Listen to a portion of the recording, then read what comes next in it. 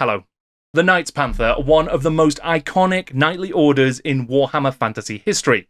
And it's not just because they look cool, sound cool, and are pretty cool in a fight, it's also because they are the subjects of one of the most iconic, important, and timeless pieces of Warhammer artwork ever created.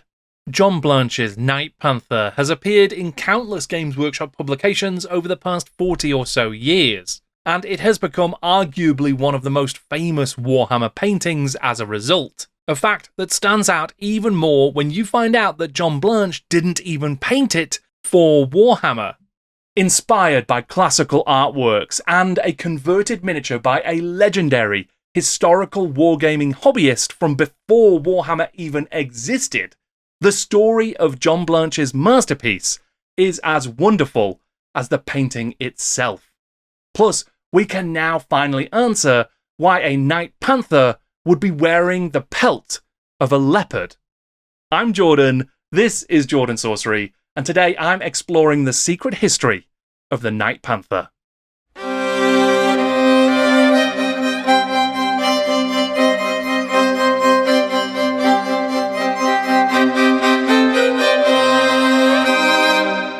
I recently spent a little bit of time revisiting one of my favourite Games Workshop books, 1988's Fantasy Miniatures. I actually made a video all about it. It is a compendium of Golden Demon entries, and it is full of amazing inspiration and just a wonderful time capsule of a certain era of Games Workshop. And in its pages, John Blanche provides an overview of the growth of the miniature painting hobby. In that little article, he talks a little bit about the relationship between artworks and historical wargaming and miniature painting. Metal Wargames miniatures first began to appear in the late 60s. They were thought of simply as gaming pieces and often went unpainted. For those who could be bothered, basic paint jobs with flat colours were the norm. Painters who wanted to produce detailed models using light and shade vented their artistic obsessions on much larger scale military figures. Two things were happening to change this. Firstly, the quality of 25mm models appearing on the market was improving dramatically. Secondly, a number of people were using oil paints to colour 54mm Napoleonic figures, matching them closely to 19th century Romantic battle paintings. Reading that brief overview from Blanche really got me thinking again about this iconic piece of art, the Night Panther. In part because he specifically mentions it, which we'll come back to, but also because this is very much in the mould of classical romanticism, romantic artworks, and there is so much from this piece of artwork that goes on to influence Warhammer over the years. I wanted to explore again this fantastic piece of art. I've done so in shorts and here and there in a few different places, but there are new facts that have come to light that I'm going to put all together into this brief history of this piece of artwork and a little bit about its influences. So, you're going to have to forgive me because I will be using the word iconic many more times throughout the course of this video, but let's take a look at the story behind this iconic piece of art. Blanche completed the painting in 1986, and it became famous to hobbyists after it was used as the cover image for White Dwarf number 83. During that era, GW frequently sought out cool and impactful sci-fi and fantasy artwork to use on the cover of the magazine. It didn't have to be from or about a Games Workshop game at all. In fact, for about another 20 issues or more, contents of White Dwarf didn't even have to be about Games Workshop games. It covered the entire tabletop gaming hobby, and though it may have given a bit more space to GW stuff, it also tackled games like D&D, RuneQuest and Traveller with regularity. Blanche's epic portrait of a handsome knight with an ostentatiously magnificent bonce, riding a mighty steed that's rearing up on its hind legs, is as cool and impactful as you can get. So it's perhaps no surprise that the editorial team of White Dwarf bought the rights to use the image. But why had John Blanche even painted this Night Panther, and how did it go on to become a part of Warhammer? Good questions, both. And I think that I've got answers for each of them. Writing in the art book Ratspike, a 1989 collection of art by both Blanche and Ian Miller, John Blanche explained the process behind the creation of his Night Panther. I have even borrowed certain images from other artists in my paintings. This has been no mere plagiarism, but a deliberate policy for particular reasons. Night Panther is a very careful copy of Gericault's Napoleonic cavalry officer. As that is one of my favourite paintings, I decided to pay homage to the artist by producing the image in a fantasy setting. In around 1812, a few years before Waterloo, the French painter and pioneer of the Romanticism movement in art, Theodore Gericault painted the Charging Chasseur, or an officer of the Imperial Horse Guards charging. The painting depicts a French Napoleonic officer preparing to attack during a battle. Amongst the many brilliant details in the painting is the appropriately extravagant hat and the leopard skin pelt over the saddle. It has been said that it derived the dynamic posture of its central figure from the much earlier St. George and the Dragon by Peter Paul Rubens. And Gericault's piece also shares a similar motif with the famous painting of Napoleon crossing the Alps that Jacques-Louis David had completed a decade earlier. Only the horse and figure position was taken from the original and put into the new epic backdrop. As with many others of my paintings, this was produced for no other reason than my own pleasure. Although the parallel nature of Games Workshop's own Warhammer mythology has enabled this and others of my paintings to find a place in the commercial world. So in Rat Spike, John Blanche pretty explicitly states that Gericault's Chasseur was the main inspiration for his Night Panther piece. In fact, the entire painting was a dialogue between Blanche and Gericault. It was an attempt to recreate the Chasseur in the realm of fantasy, one that I think we would all agree succeeded fantastically. But it is a bit more nuanced than that as well, because back in Fantasy Miniatures, in that overview that Blanche wrote about the hobby of miniature painting, he explicitly talks about the interweaving of those complex influences, those inspirations, including from the 54mm Napoleonic miniatures. And there are two specific examples that he calls out in that piece. Two such pieces of miniature art immediately spring to mind. A diorama which brought to life the painting of the Battle of Borodino by Louis-François Lejeune, and a plastic Hystorax kit converted to look just like Gericault's Chasseur officer. Both of these made a big impression on me. I too began to think in terms of using art as a guide to painting miniatures. I haven't been able to find much more detail about the specific diorama that Blanche is referring to in relation to the Lejeune painting of Borodino, though the painting itself is, as one might expect, absolutely magnificent.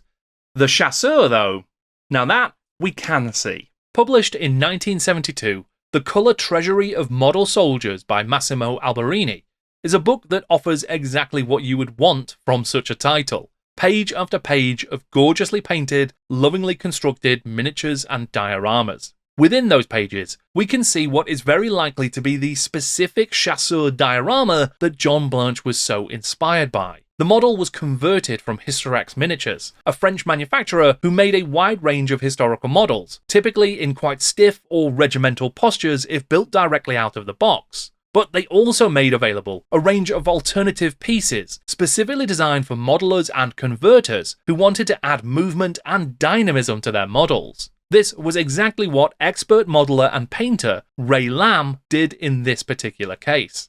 One of the most exquisite models ever made, and the perfect answer to the skeptic who dismisses model soldiers as toys. This figure started life as a jumble of plastic components in a Hystorax kit. It was then transformed by the animation and artistic skill of Ray Lamb to produce a three-dimensional replica, perfect in every detail, of Gericault's painting of a chasseur of the French Imperial Guard, and it was photographed by Philip Stearns. Beautiful as it is, this figure has set a standard which few military modelers can hope to match, but those who can will do so with the express intention of raising these standards still higher. Ray Lamb was a highly regarded military modeler whose work was prominent in the 70s. He went on to create 6-inch samurai sculpts for companies like Hinchcliffe that remain beautiful examples of the form, and you can still buy examples of his 90mm Napoleonic soldiers from Poste Militaire. So not only did the original Gericault Chasseur painting inspire the Night Panther painting, but so too did Ray Lamb's miniature conversion of it inspire in Blanche a new appreciation for how you might go about painting miniatures. Once Games Workshop had licensed that piece of art for the cover of White Dwarf 83, the next chapter of the Night Panther would begin. At some point in the early writing stages for the Enemy Within campaign for Warhammer Fantasy Roleplay, sometime around 1986, the same time the painting was completed, there was a discussion amongst the writers, and it has been lost to time who exactly came up with this name, whether it was Jim Bamborough or Phil Gallagher, but ultimately someone thought it would be fun to create a pun based on the Germanic word for tank, Panzer. So Night Panthers were born. From that, the Knightly Order was created. But how exactly did that piece of artwork, completely separate, a personal project by Blanche that just happened to end up on White Dwarf, how did that become the first example of a Night Panther?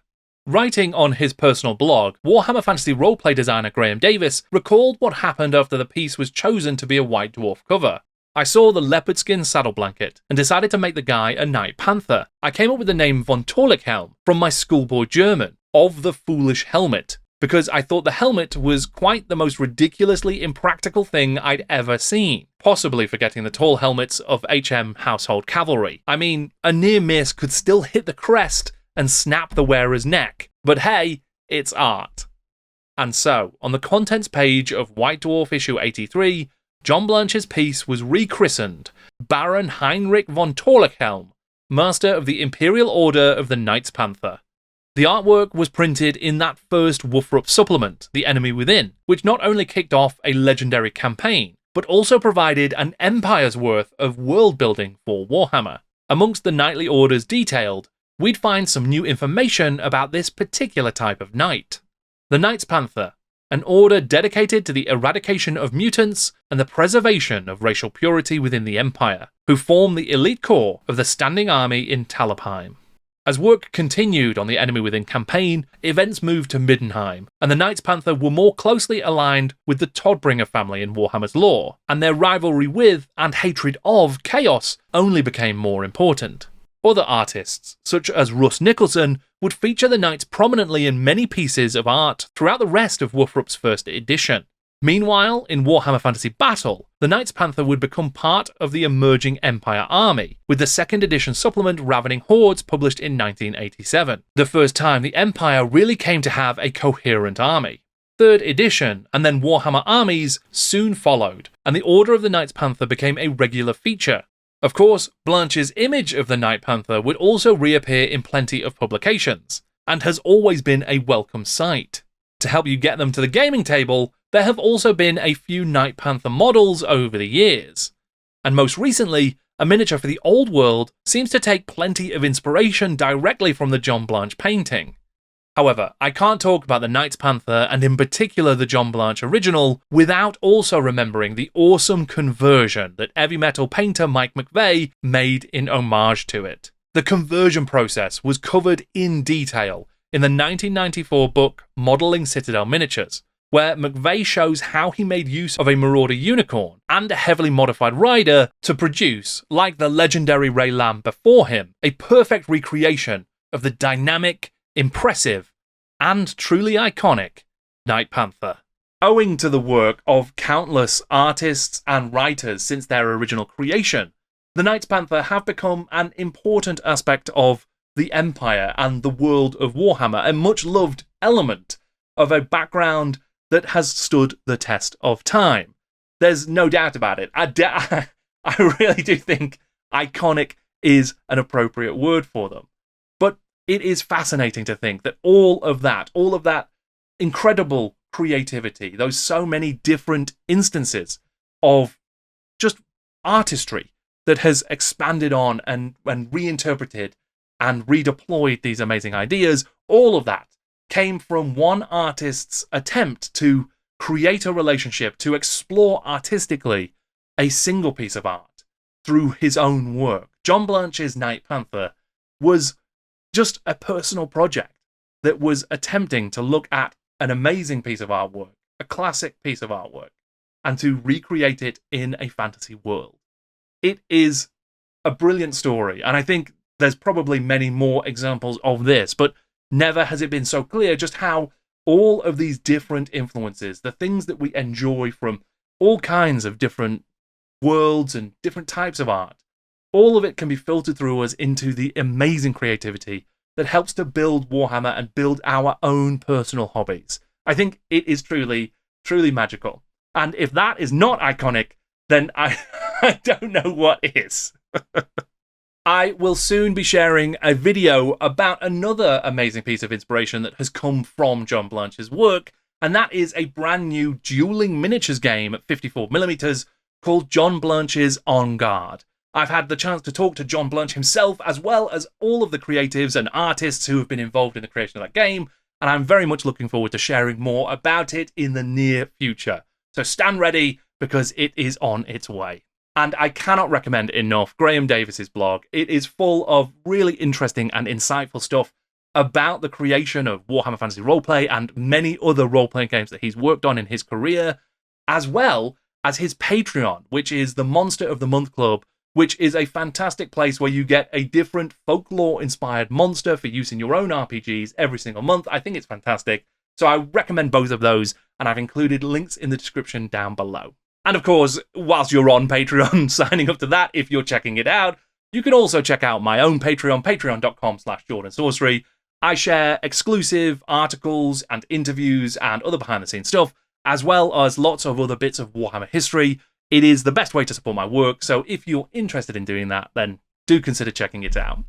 Thank you very much for watching. I'm Jordan, and this is Jordan Sorcery.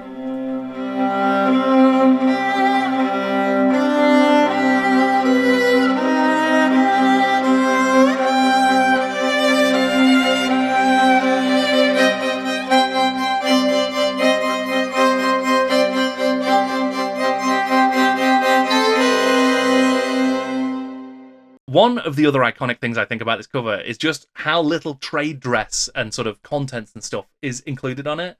Yes, you've got the big White Dwarf name, which itself is iconic, but they give so much clean space to the Night Panther. It's just a fantastic cover. It's got to rank amongst the best White Dwarf covers ever, I think.